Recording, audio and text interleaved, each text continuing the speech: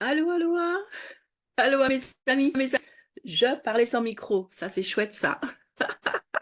Allô, Sarah, Lucrèce, Anne, Margaret, ça fait plaisir de te voir. Allô, Wilfried, bienvenue mes amis. Merci pour les cœurs, merci d'être là.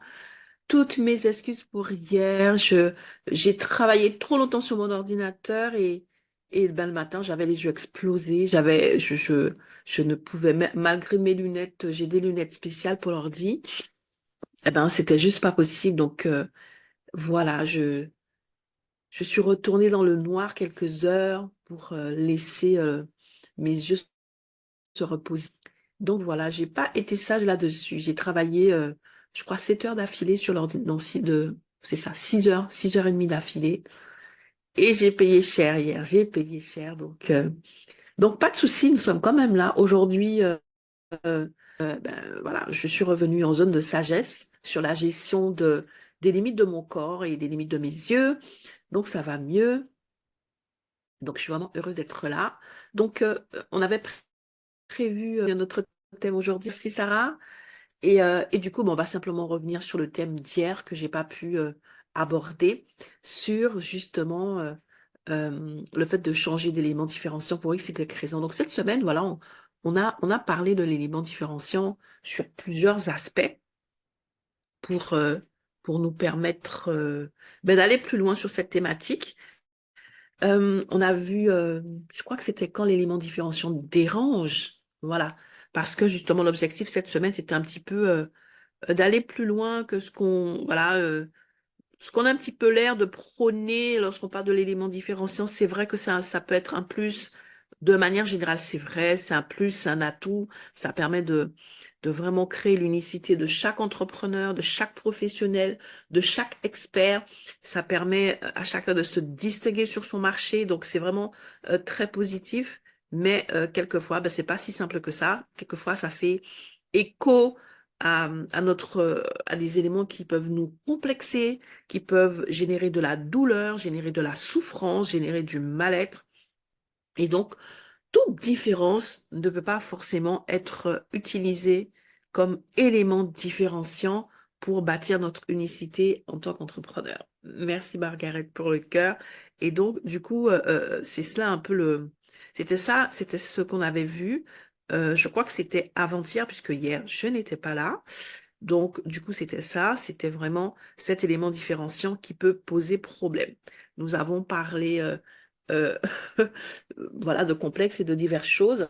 Je rappelle que les replays sont disponibles, donc il y a le lien donc qui accompagne cet épisode. Et je crois que lundi, on avait parlé justement du fait que l'élément différenciant peut aider dans le choix d'un ou d'une partenaire. En matière de différence, eh ben, ça peut aider vraiment pour choisir la bonne personne en partant des deux éléments différenciants, le mien et le sien, pour trouver quelque chose de complétant et quelque chose qui amène une vraie valeur ajoutée au partenariat, au-delà, parce que quelquefois on veut faire des partenariats avec quelqu'un qui a de la notoriété, la visibilité, plus d'impact que nous, et des fois il n'y a pas vraiment d'éléments différenciants, et ça peut être plus confusionnant qu'autre chose pour nos communautés. Donc voilà ce dont on a parlé aujourd'hui, non, lundi, pardon, et aujourd'hui, dans la continuité de ce qu'on a vu mardi, sur le fait que oui, eh ben, on peut être dérangé par un élément différenciant, voilà, on va parler aujourd'hui du fait qu'un élément différenciant peut simplement arriver au terme de quelque chose, de ce qu'il a à nous apporter dans un domaine précis, puisque on est professionnel dans un domaine, on est expert dans un domaine, il faut que l'élément différenciant soit utile. C'est pas juste la foire à la singularité. Il faut qu'il y ait une utilité. Il faut que vraiment il y ait une valeur ajoutée, soit pour nous, soit pour notre cible. Euh, et donc, voilà, on peut évoluer. Donc, comment faire? Parce que justement, l'élément différenciant crée le lien beaucoup plus facilement. Et donc, voilà. Alors, donc, j'ai rappelé donc les replays. Je rappelle aussi que si l'un ou l'une d'entre vous a de la matière sur justement notre sujet, le sujet de ce podcast, l'élément différenciant, et souhaite en parler, donc là aussi, il y a un lien qui accompagne cet épisode pour que tout simplement comment dirais-je, ben, cette personne puisse intervenir là-dessus, partager son élément différenciant, expliquer un petit peu si ça a été facile, quel était le cheminement pour pouvoir l'identifier et ensuite le conceptualiser, l'optimiser dans son business pour que ça soit plus clair pour chacun d'entre nous et puis aussi partager ben, les retours des personnes accompagnées, des clients, voilà, en matière de différence, quel est l'impact sur la cible parce qu'il y a aussi cela. Ok, donc vraiment, c'est un mode chill, c'est vraiment simple. On est 8 heures du matin, on est en pilou-pilou. Donc vraiment, pas de chichi, pas de tralala. Retrouvez-nous si vous le souhaitez. Je crois que j'ai tout dit en matière d'introduction. Je vais me présenter. Je suis Muriel Tézena. J'accompagne les femmes entrepreneurs solo, celles qui pilotent ben, toute seule leur entité, qu'elles soient coach, qu'elles soient consultantes ou freelance, peu importe. Donc, elles sont dynamiques, elles sont motivées, elles sont pleines de peps et d'énergie. Elles ont une expertise juste wow, mais elles n'arrivent pas à atteindre leur objectif de vente et à bâtir leur liberté financière. Parce que oui, oui, oui, oui, oui, euh, gardez à l'esprit que peu importe les libertés que tu souhaites bâtir via ton entreprise, via ton activité, tu auras besoin de pépettes pour ça. Tu auras besoin de vendre pour ça. Et donc, ça tombe très bien. Je suis la fée, celle qui, d'un coup de, de baguette magique, te délivre de tous tes mots de vente. Et donc, du coup, j'ai créé le Love Closing pour t'aider, l'académie du Love Closing pour vraiment t'apprendre, voilà, te transmettre les clés, la psychologie, la méthodologie du closing, t'apprendre à le faire, mais avec amour, avec alignement, avec aisance, dans le respect de ton énergie, dans le respect de tes valeurs, dans le respect de ton style et de ton éthique. Voilà. Et donc, in fine, donc, mon dada, c'est de t'aider à développer tes ventes, mais surtout ton mindset d'entrepreneur conquérante pour que tu puisses piloter ton activité avec succès. Donc, voilà qui je suis. OK. Et aujourd'hui, nous allons aborder, donc on est ensemble pour 30 minutes. On est aussi, j'essaie de me discipliner sur l'horaire pour aborder le changement d'éléments différenciants. Comment faire si je veux changer d'élément différenciant, peu importe la raison. Ça peut être parce que tout simplement ce n'est plus pertinent et ça peut être peut-être parce que ça ne fait plus sens pour moi pour X, Y raison ou alors parce que justement je suis en train de changer dans mon activité et comment faire pour justement que ça puisse se faire de manière, comment dirais-je, agile, fluide et que voilà, parce que souvent on se pose la question, oui, mais j'ai habitué ma cible, ma communauté à ceci, à cela. Comment faire pour changer? OK? Donc, c'est ce que nous allons aborder aujourd'hui avec quelques petits tips, quelques petits conseils pratiques, simples, en quelques minutes. Il nous reste encore 20 minutes ensemble, donc vraiment sans exploser le timing. Alors, je trouve ça super intéressant et moi, ça m'a ramené justement à cet élément différenciant de l'amour que j'assume pleinement, l'amour dans tout, l'amour dans le pilotage de mon identité, dans mon closing, dans mes ventes et dans mon quotidien. Et donc, et je me suis dit, mais Muriel, si par exemple demain c'est plus pertinent pour toi, ben voilà, si demain ça n'a plus de sens et que tu veux évoluer vers autre chose, et voilà pour que ça soit un peu plus, voilà, je vais prendre cette image-là, parce que par exemple, je suis fan de tout ce qui est événementiel, pardon, business. J'aime créer les événements. D'entreprise. Je me suis toujours développée comme ça. En 2020, lorsqu'il y a eu cette crise mondiale, j'ai tout de suite fait le switch en juillet en créant les premiers sommets en ligne de ma communauté. Et donc, vraiment, parce que j'avais déjà cette fibre-là, cette fibre de l'événementiel, et du coup, j'ai créé pendant longtemps des événements physiques jusqu'à 2020. C'était surtout des événements physiques. J'ai même eu l'occasion d'être l'organisatrice comment dirais-je, d'un salon professionnel au Palais des Congrès de Montreuil. Donc, c'était quand même quelque chose d'envergure et c'était vraiment mon dada. Et je continue de le faire. Bien évidemment, je le fais voilà, par exemple, là, avec le LinkedIn Top Shows Africa, avec mon réseau Femmes Inspirantes. Aloha Jennifer!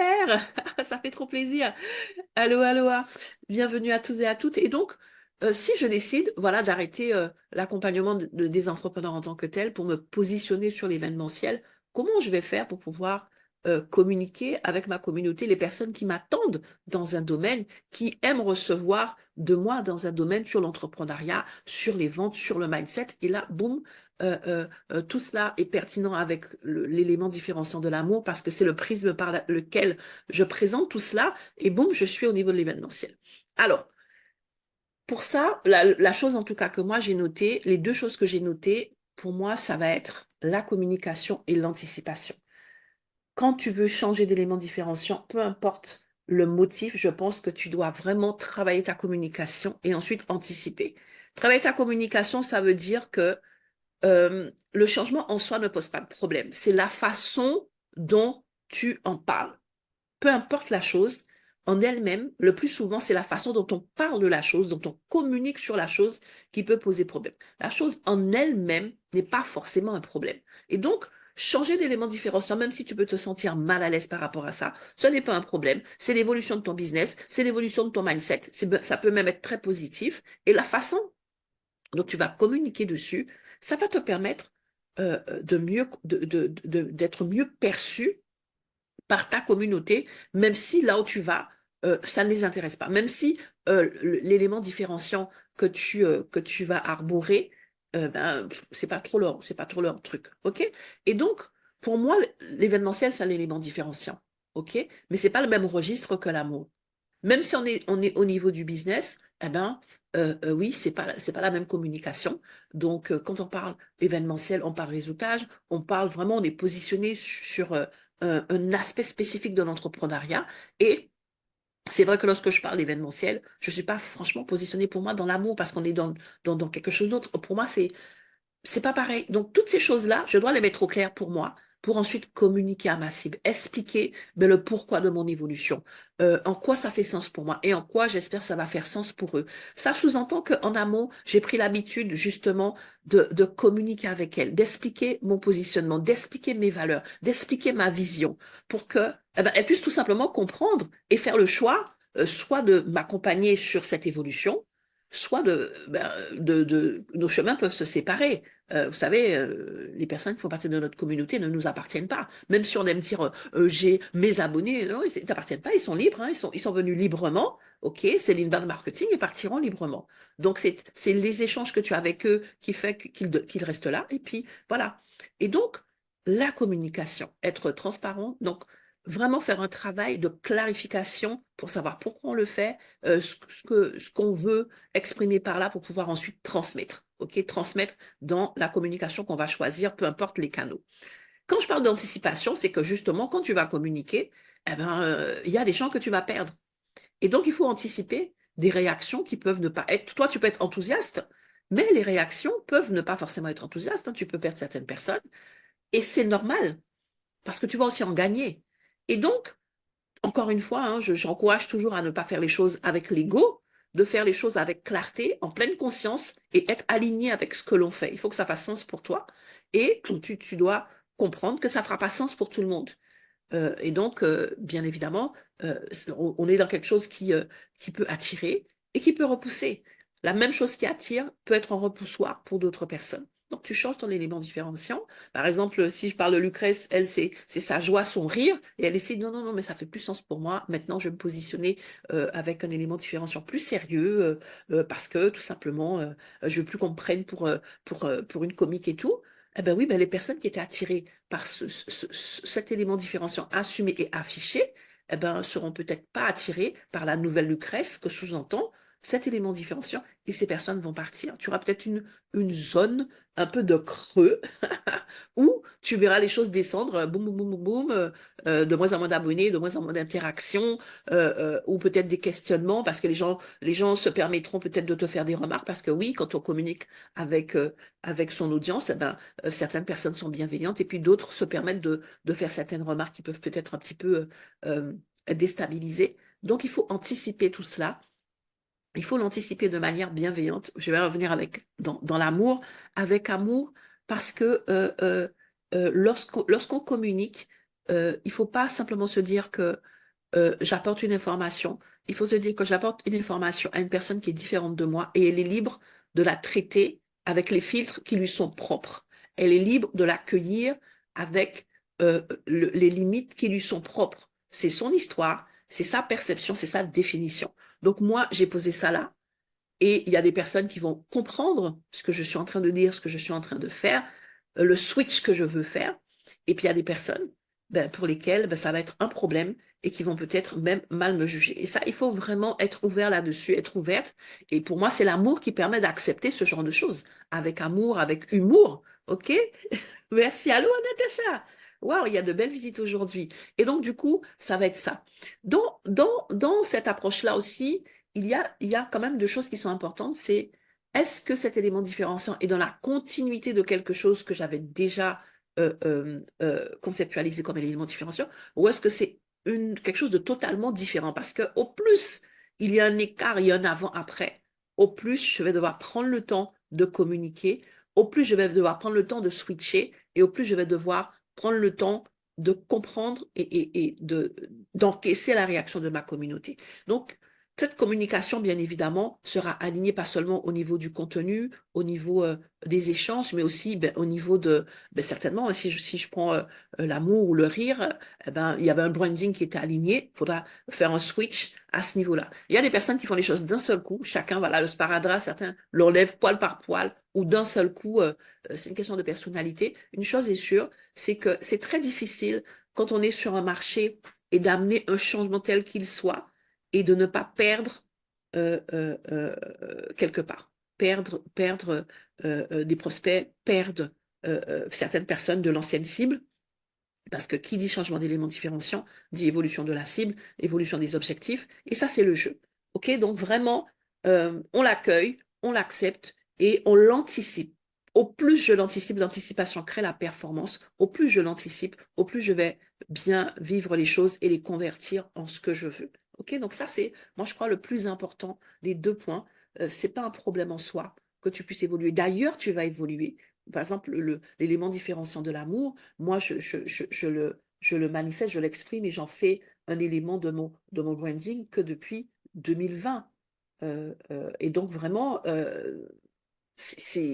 non, pardon, 2021, 2020, début 2021. Donc, vous voyez, donc avant, j'avais d'autres éléments différenciants que je mettais en avant, par lesquels je me définissais. Et c'est seulement depuis 2021 que je suis entrepreneur officiellement depuis 2016. Donc, j'ai évolué et tu vas évoluer. OK?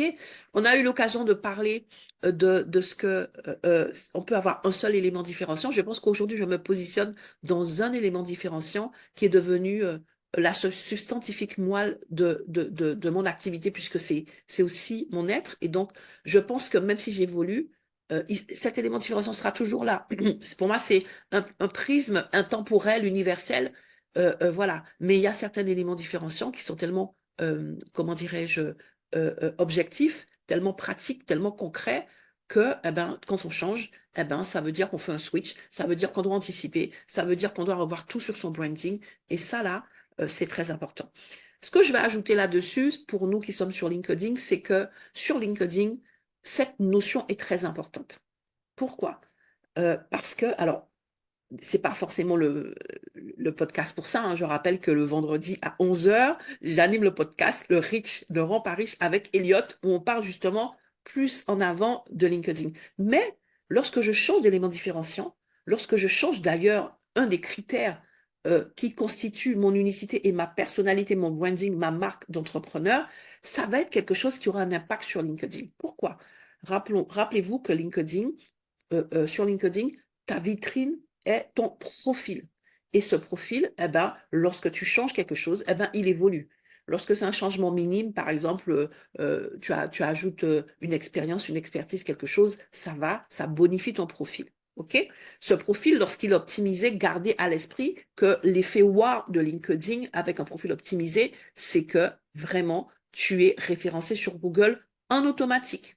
D'accord? C'est Google qui te permet d'être référencé. Quand on tape ton nom, tu es tout en haut quand ton profil est bien optimisé et que le premier critère du SSI qui est ta marque personnelle est à au moins une vingtaine de points. C'est sur 25. Donc ces éléments-là sont des éléments qui sont importants pour les entrepreneurs que nous sommes parce qu'on sait très bien qu'être référencé sur Google, c'est le Saint Graal et que de manière générale, Pour cela, il faut avoir un site internet et quelquefois, ça coûte très cher parce que quand on n'a pas les notions de SEO, OK? Et donc, le profil est très important sur Google, sur LinkedIn, et c'est quelque chose qu'on doit suivre de près. Maintenant, si je change d'élément différenciant, si je change vraiment, j'ai un changement significatif pour lequel je dois faire une refonte de mon profil. Là aussi, je dois anticiper parce que sur LinkedIn, quand on fait ce switch-là, eh ben, l'algorithme a besoin de certains temps pour comprendre ma nouvelle identité, pour comprendre cette évolution. Et donc, mon SSI va descendre, ma portée va descendre. Je ne vais pas seulement perdre des abonnés, je vais perdre de l'impact. OK, ça aussi, je dois l'anticiper. Et ça peut prendre du temps pour que l'algorithme, ça peut prendre entre 1 mois jusqu'à 6 mois. Je sais qu'il y a un de mes éléments différenciants, j'ai eu un souci comme ça avec le SSI. J'ai pris 6 mois pour pouvoir faire les bons changements. J'allais vérifier régulièrement sur le SSI parce que le SSI se met à jour quotidiennement, ça c'est vrai.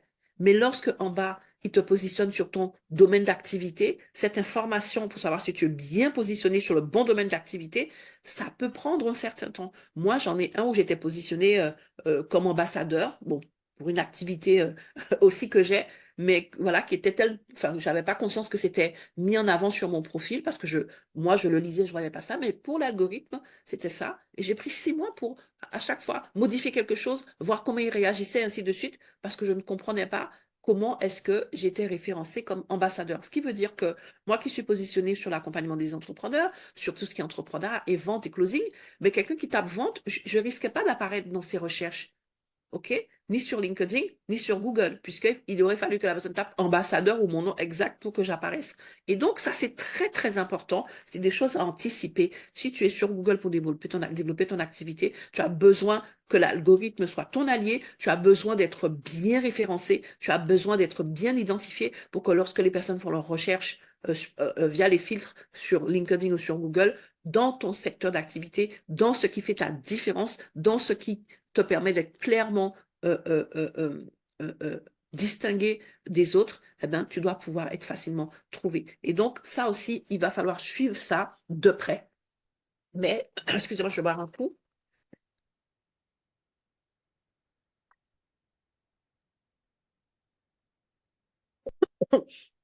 Mais comme je le disais, c'est seulement dans le cas où cette refonte, ou cet élément différenciant nécessite une refonte. OK?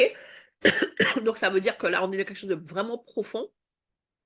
Et donc, il faut anticiper, il faut s'organiser, il faut se structurer et se projeter en se disant, OK, les 3 ou les 6 prochains mois, ça va être un peu rock'n'roll, ça va peut-être un peu secoué, mais voilà, in fine, voilà ce que j'aurai comme résultat, voilà ce que j'aurai euh, comme retour sur investissement. C'est un choix. On est toujours dans la stratégie et in fine, ce que je veux dire pour conclure, c'est que comme on est dans la stratégie, quand je change d'élément différenciant, là aussi, je mets des indicateurs. Peut-être que j'ai voulu évoluer vers ça. Et au bout d'un certain temps, eh ben, est-ce que c'est pertinent? Est-ce que j'ai un retour sur investissement? Est-ce que j'ai fait un bon choix? Est-ce que j'ai fait le bon switch? Ces éléments-là aussi vont être importants pour pouvoir suivre l'évolution, ne pas être déçu. C'est vrai qu'il y a un temps où effectivement les choses se mettent en place. Donc ça va être normal de ne pas avoir forcément des bons résultats. Mais après cette étape-là, oui, je dois avoir des résultats pertinents pour que je comprenne que je suis toujours cohérent et que ça fait sens pour mon business et que je ne suis pas juste encore une fois en train de me faire plaisir, en train d'être dans un kiff solo et pour lequel ben, personne ne me suit. Donc, des indicateurs derrière. Est-ce que c'est pertinent? Est-ce que ça m'aide à atteindre mes objectifs? Est-ce que? Et c'est là où justement, à ce moment-là, ça va être un changement gagnant pour l'entrepreneur que nous sommes. Donc, voilà les éléments que je voulais vous partager aujourd'hui. Il est 26, on est dans les temps. Et bien évidemment, maintenant, c'est à vous si vous voulez rebondir là-dessus, si vous avez des questions, si vous avez un partage particulier ou même une difficulté sur ce point, nous pouvons échanger librement là-dessus. Il vous suffit de lever la main. Voilà, Vanessa, levez la main pour prendre la parole. Super. Vas-y, Vanessa. Allô, allô, Aloha Muriel, aloha à toutes et tous. allô. J'espère, que vous allez super bien. C'était vraiment très intéressant ce que tu as partagé, Muriel. Et je me faisais une réflexion et donc je voulais partager le fruit de cette réflexion. C'est que en fait, ce dont tu as parlé aujourd'hui, à mes yeux, c'est un élément fort de branding. Et je pense que pour changer d'élément différenciant avec le moins d'encombre possible, il faut avoir mené une démarche solide de personal branding. Mhm. C'est-à-dire avoir mis, alors évidemment, j'ai bien compris, comme tu l'as souligné, que l'élément différenciant doit être utile, mais quel angle que l'on choisisse, il faut vraiment y mettre de sa personne de manière à créer ce qu'on appelle une communauté de marque. Parce qu'en fait, ce qui va se passer quand on a réussi à créer une communauté de marque, c'est que vraiment, on aura l'effet j'irai où tu iras. Ça veut Mhm. dire que la personne, à un moment donné, va agir avec ses émotions. Et comme c'est vous qu'elle aime, en fait, elle va vous suivre partout. Voilà. Enfin, en tout cas, c'est ce qu'on veut. Je ne dis pas que C'est ça ce marche, qu'on veut, mais absolument. c'est ce qu'on veut. Voilà. Absolument. Donc, je Mais tenais à c'est souligner ça. absolument ça. Absolument. Ça veut dire qu'en amont, effectivement, on a un lien fort avec son audience. Mais même dans ce cas-là, il y aura toujours des personnes qu'on va perdre et d'autres qu'on va gagner. Peut-être que Oui, bien sûr. justement, le taux sera pas affolant. Tu vois ce que je veux te dire? Mais même avec une communauté hyper engagée, tout ce que tu veux, il y a toujours voilà, des personnes qui sont c'était ça et pas autre chose. Et donc, Oui, mais bien c'est sûr. vrai, on est dans du lien, c'est pour ça que la communication est importante. On est dans du lien Oui. et la façon de communiquer dessus, justement, en mettant justement de son identité, de sa personne, en partageant ses visions, le why, toutes ces choses-là aussi, ça va aider. Eh ben, au plus c'est travaillé, et au plus ça touche au cœur son audience, ben, au plus ben, on verra que ben, ça fera sens. Et on n'aura peut-être pas trop de déperdition, mais je crois qu'il faut quand même toujours anticiper cette déperdition parce que, ben, encore une fois, les gens ne nous appartiennent pas, hein, même ceux qui nous aiment très fort. Et puis, tu as raison, hein, il faut se dire, OK, on est vraiment dans du personal branding. Peut-être que j'ai besoin d'être accompagné par une professionnelle pour faire ce switch ou par un professionnel, parce que tout seul ou toute seule, ben, ça peut être catastrophique, hein. On peut avoir l'effet inverse et se prendre la douche froide. Donc, c'est toujours des choses, c'est vrai qu'on partage des tips et des astuces, mais si finalement tu te rends compte que c'est un peu difficile, mon ami, fais-toi accompagner. Peu importe, fais-toi accompagner. Tu n'arrives pas à identifier en quoi tu es unique sur ton marché.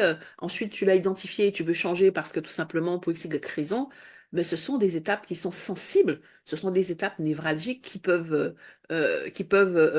faire un avant-après dans un sens comme dans un autre. N'hésitons pas à investir sur nous, investir sur notre bébé qu'est notre entreprise, investir sur notre vision et se faire accompagner.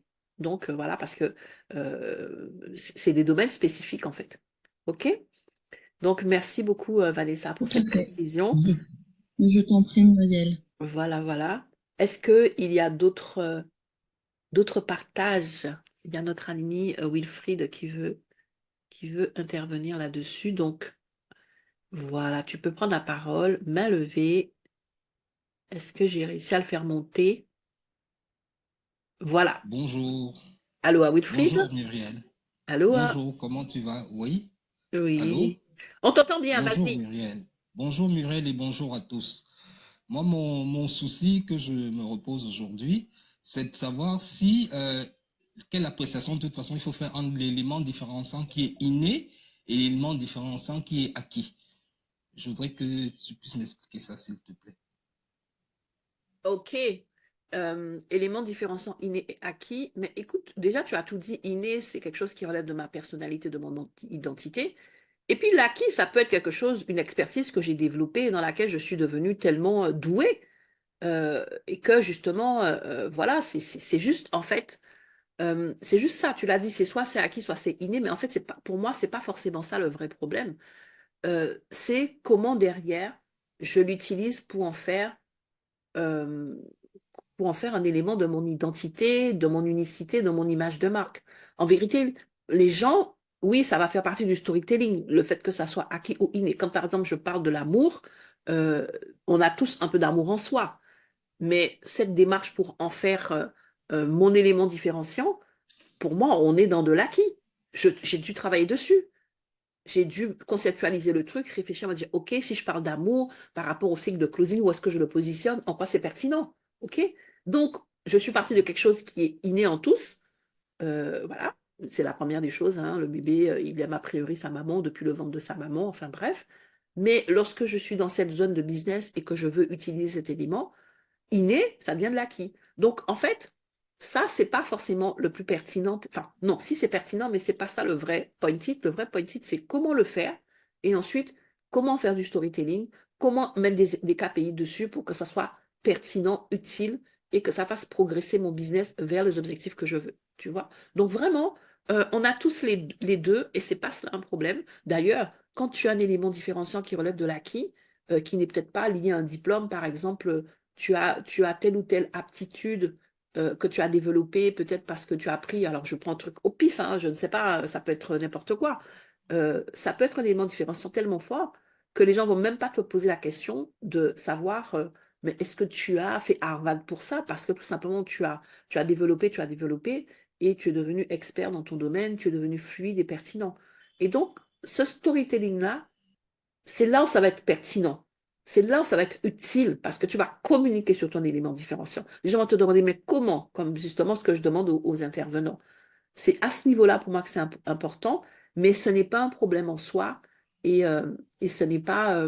Voilà. Il y a vraiment, en termes d'éléments différenciants, le spectre est vraiment très large et pour moi, c'est plutôt positif. Donc, il ne faut pas que tu le vives comme un souci. Il faut que tu te dises, OK, tu auras des éléments différenciants qui relèvent de ta personne. Donc, quand tu dis ta personne, ça peut être inné ou acquis, qui relève de ta solution, de ton produit, de ton offre. Ce sont des choses qui font la différence en tant que professionnel et qui font la différence sur ton marché par rapport à d'autres acteurs du marché. Mais c'est surtout ça que tu dois retenir. OK? Est-ce que c'est bon pour toi?